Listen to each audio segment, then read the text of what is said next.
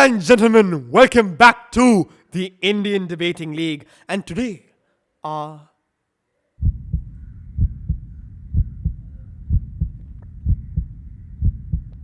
thought of the topic of the day and just fell right into it. Those days of nervousness. Those days when you don't have a word coming out and you feel paralyzed on stage.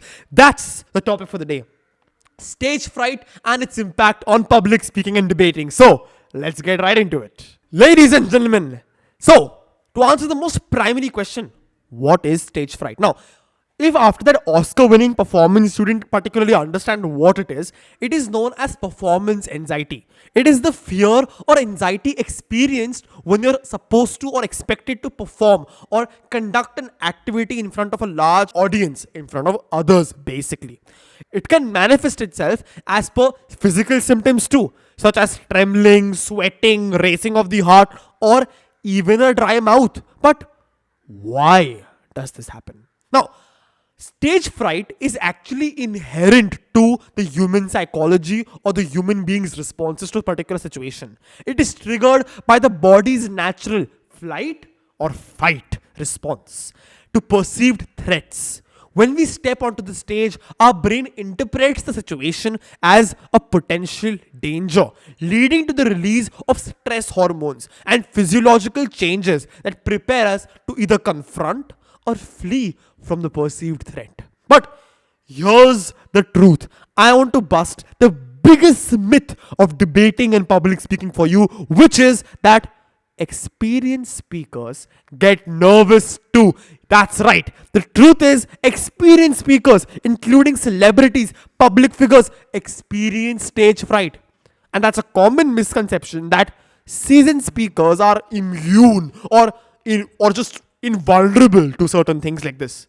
But in reality, they've actually just learned to overcome and manage these issues. So, ladies and gentlemen, how can you reduce stage fright? Now, let's think about what happens when you get scared on stage. As we've understood, the flight or flight response comes in as a response to potential threat. Now, what is the threat of?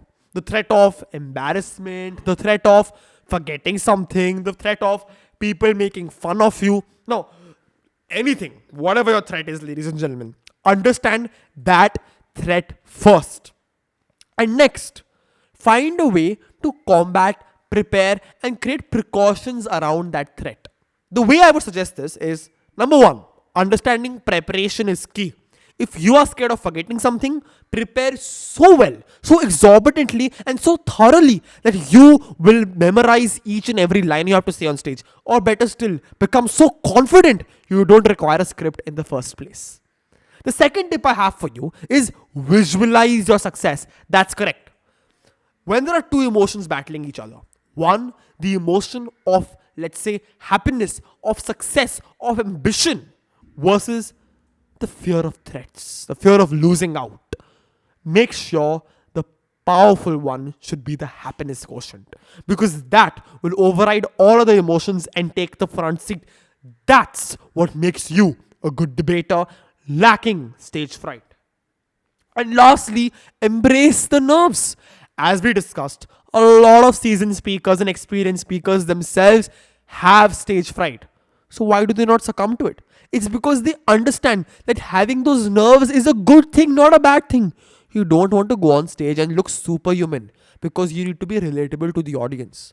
So many comedians these days, they go on stage and start their speeches by saying, so many people, I might just mess up. Something along those lines. Or they might just embrace the chaos to put things in order, ladies and gentlemen. And that's what I'm all about. Thank you. If you like that video, go ahead and like, share, and subscribe. But more importantly, if you like debating in such interesting formats, ladies and gentlemen, my actual top tip, top suggestion, take it from me, is to go into the description of this video and register for the Republic's Day Forensics debate. There's no better way to set your mark on the national stage. I'll see you there.